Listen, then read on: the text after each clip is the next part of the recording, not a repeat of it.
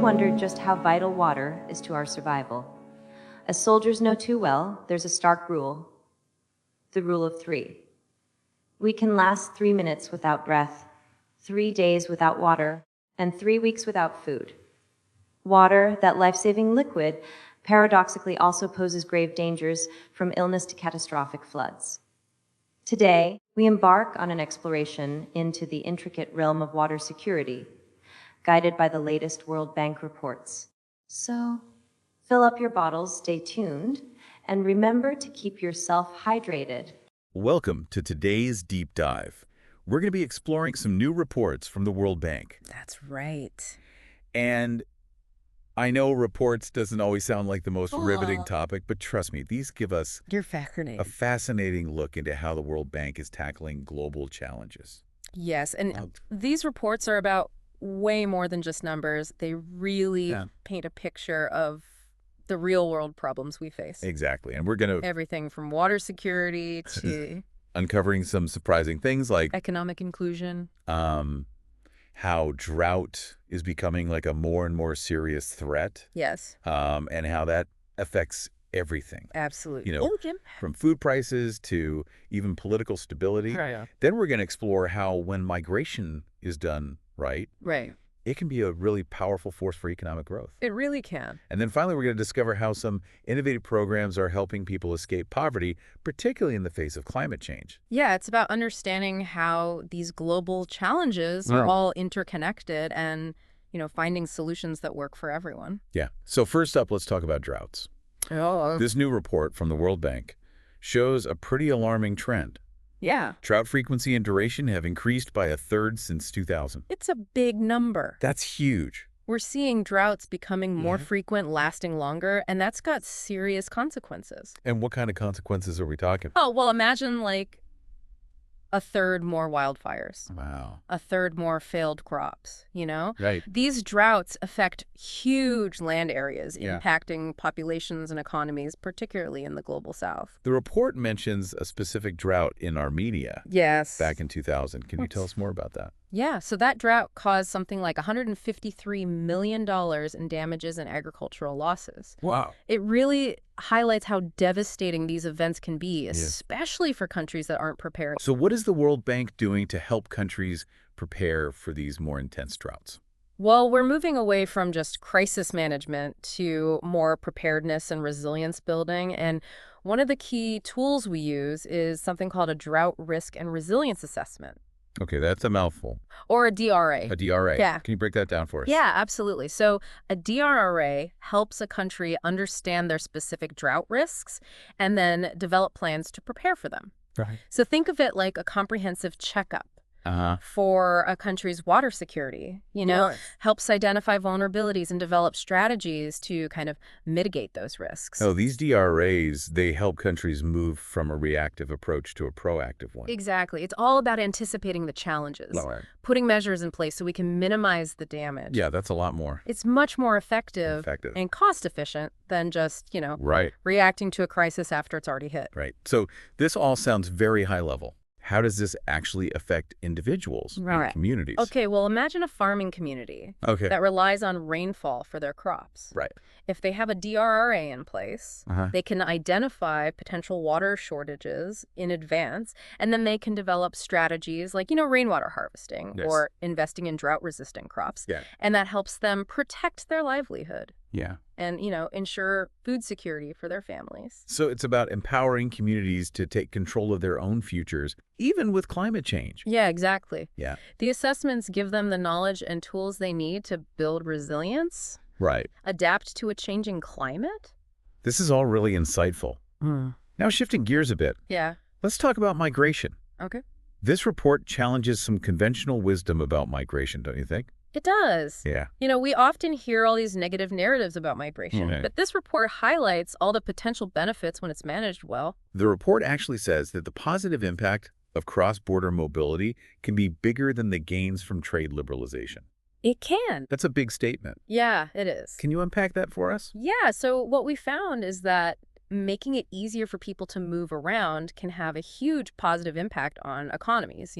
Migrants bring new skills, knowledge, perspectives, and that can boost productivity and innovation in their new countries. And there are some really good examples of this in Latin America, right? Yeah, the report highlights how in Colombia, for example, integrated migrants actually generate double the tax revenue compared to non-migrants. And in Peru, they generate up to 4 times the amount invested. Wow, that's pretty amazing. It is. Are there any other examples like that? Oh, yeah, absolutely. The report also mentions Costa Rica, where Nicaraguan migrants contribute at least 6.5% of the country's GDP.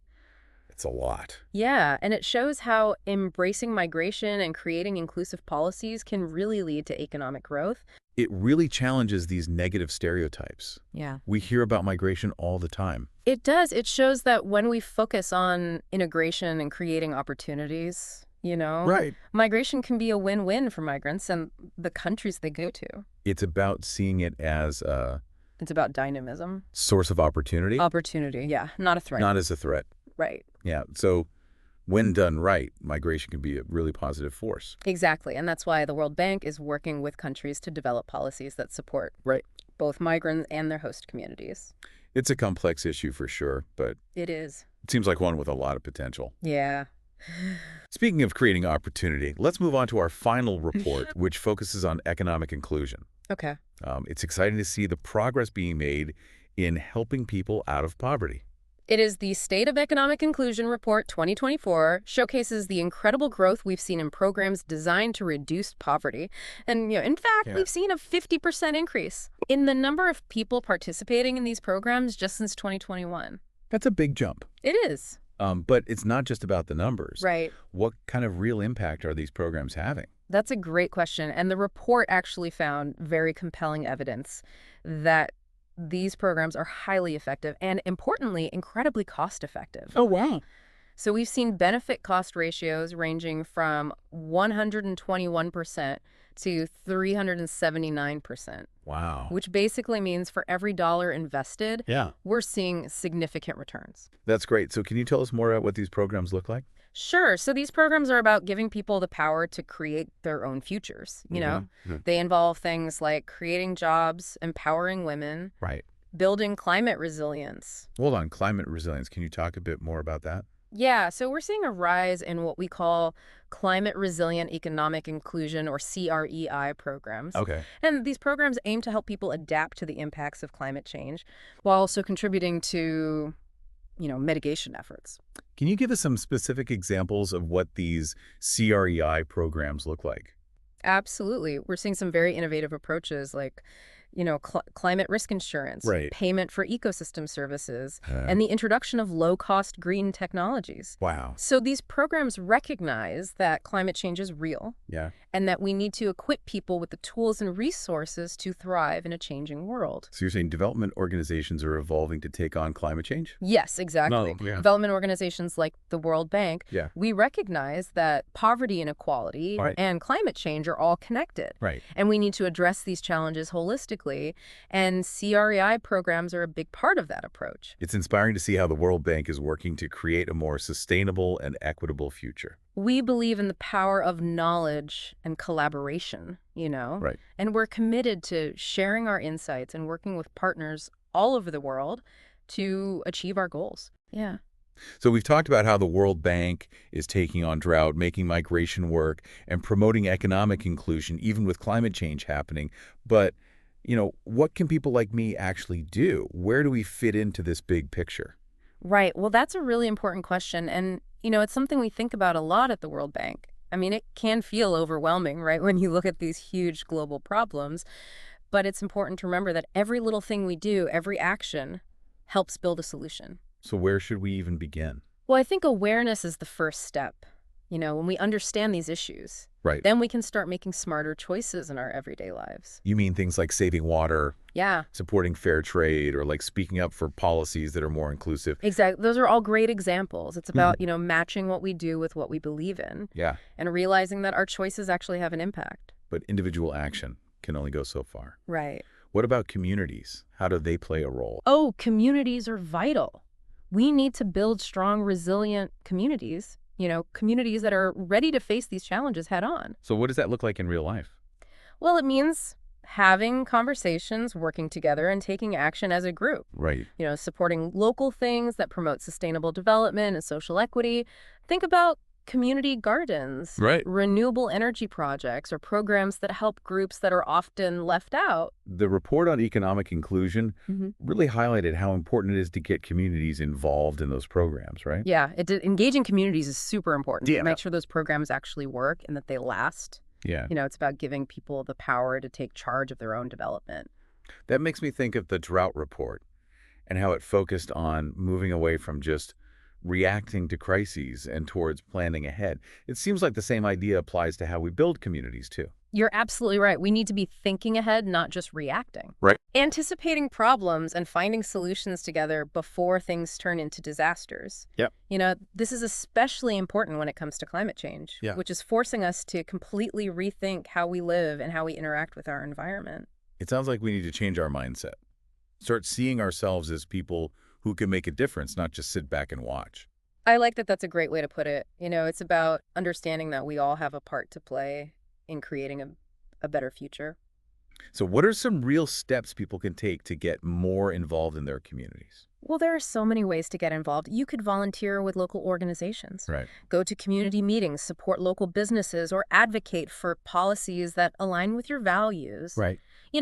Even something as simple as talking to your neighbors and getting to know the people around you can make a real difference. It's about building connections and having that sense of shared responsibility. Exactly. We're all in this together. Yeah. And we need to work as a team if we want to solve these global problems. These reports really emphasized how important data and information are for understanding and dealing with these complicated issues. Yeah. Data gives us the power to make good decisions, track our progress, and hold institutions accountable. Right. It gives us proof that programs like the ones we've been talking about actually work. So where do individuals fit in to this world where everything is driven by data? What can we do? Well, we can all participate in citizen science initiatives, share data responsibly, and demand transparency from institutions. Right. You can even support organizations that are working to make data more accessible and easier for everyone to understand. Yeah, having access to information is crucial if we want to make good decisions, think critically, and be active citizens. Absolutely. The World Bank has been a big supporter of open data because we believe everyone should have access to information about development projects, policies, and data. That transparency is so important for building trust and accountability.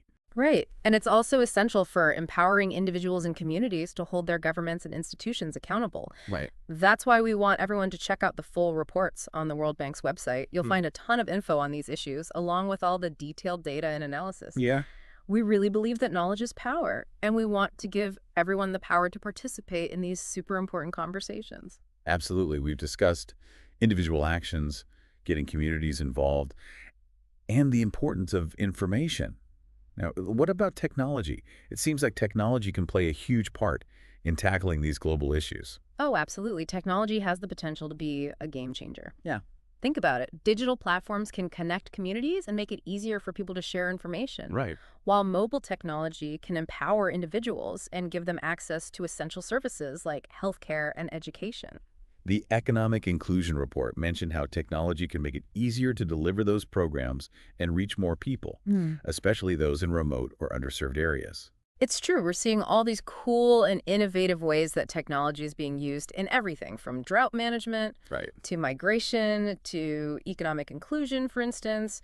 You could use drones to assess drought damage or mobile banking to give financial services to people who don't have access to traditional banks. But technology can also have downsides. Oh. Right? We have to be careful about the risks and unintended consequences. Absolutely. We need to make sure technology is used responsibly and ethically in a way that benefits everyone, not just a select few. Right. For example, we have to tackle things like data privacy and algorithmic bias to ensure that technology doesn't make existing inequalities worse. Right. And making sure everyone has access to technology and the opportunities it brings is really important. You're absolutely right. Digital inclusion is a key part of sustainable development. Yeah. Everyone should have the chance to benefit from how transformative technology can be. These reports really highlight how all these challenges are connected. They are. We can't fix poverty without dealing with climate change. Right. And we can't promote economic inclusion without addressing gender inequality. It's all Yeah. linked. We need to look at things holistically, Yeah. recognizing how these problems affect each other. Yeah.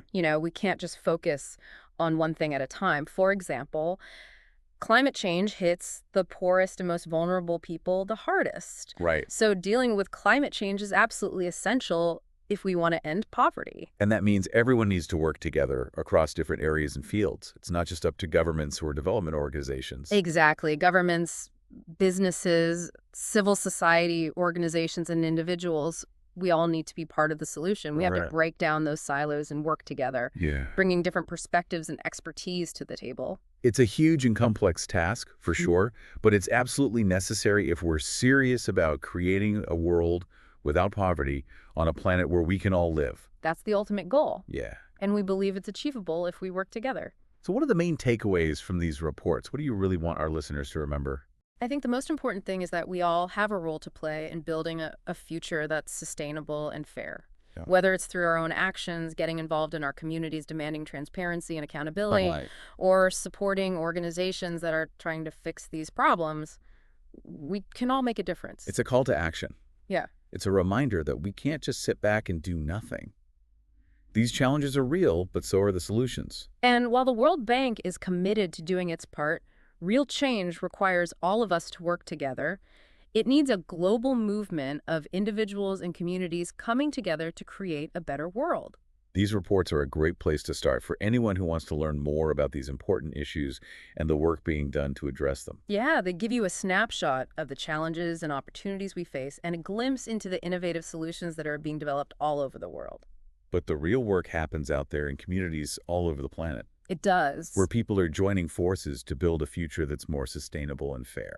We encourage you to explore these reports, get involved in these conversations, and find ways to contribute to this really important mission. Every action, no matter how small, can have a real impact. That's right. And together we can create a world where everyone has the chance to thrive. It's easy to feel a little overwhelmed by all this, droughts, poverty, migration, climate change. Yeah, I get it. These are global issues, and sometimes it feels like anything I do is just a drop in the bucket. I understand that feeling. It can be daunting, but what gives me hope is seeing how resilient and creative people are all over the world. These reports are full of inspiring stories about people finding ways to adapt, overcome, and even thrive in the face of these challenges. Can you give us an example? What are some of those inspiring stories you've come across? Sure. One story that really stuck with me was from the Drought report. It talked about communities in Ethiopia who are using traditional water harvesting techniques to deal with these increasingly frequent dry spells. So they're bringing back these ancient practices like building small dams and terracing hillsides to catch rainwater. Wow. These techniques have been passed down for generations, and they're proving to be incredibly effective in building resilience to drought. It's amazing how sometimes the best solutions are the ones that have been around for centuries. Exactly. And by combining those traditional methods with modern technology and data, they're not just surviving, they're thriving. It's a powerful reminder that we can learn a lot from the past and use those lessons to tackle the challenges of today and tomorrow. The migration report also shows how resourceful migrants themselves are. Oh, absolutely. The journeys they make, the obstacles they overcome, building new lives in unfamiliar places. It's really a testament to human adaptability and that desire for a better future. It is. We often focus on the economic impact of migration, but these reports also highlight the cultural and social benefits. Right. It's about sharing ideas, blending cultures, and enriching communities. It's about recognizing our shared humanity that connects us all, no matter where we come from. Which brings us back to that question, what role can individuals and communities play in building a future that's sustainable and equitable? For me, it's all about shared responsibility. We all have a part to play, whether it's through our own actions, engaging with our communities, or pushing for a systemic change. It's about recognizing that we're all connected and that everything we do, even the small things, can make a difference. We've talked about things like saving water, reducing our carbon footprint, supporting fair trade, and being active in our communities. What are some other things people can do? Well, one thing we haven't talked about specifically is the power of voting and being politically engaged. Supporting leaders and policies that prioritize sustainability, equity, and global cooperation is so important. We need to hold our elected officials accountable and demand action on these critical issues. These reports have been incredibly eye-opening and thought-provoking. And as we wrap up this deep dive, what's the key message you want our listeners to remember? I want them to feel empowered. The challenges are big, but they're not impossible to overcome. We have the knowledge, the tools, and the will to create a world that's both sustainable and equitable. It starts with each of us taking action, no matter how small, and becoming part of a larger movement for positive change. Thank you for joining us on this deep dive into the World Bank's latest reports. We hope you found it informative and inspiring. We encourage you to check out the full reports on the World Bank's website. We'll include a link in the show notes. Dive deeper into these important topics and discover how you can be a part of creating a brighter future for everyone. Remember, the future is in our hands, and together we can make a difference.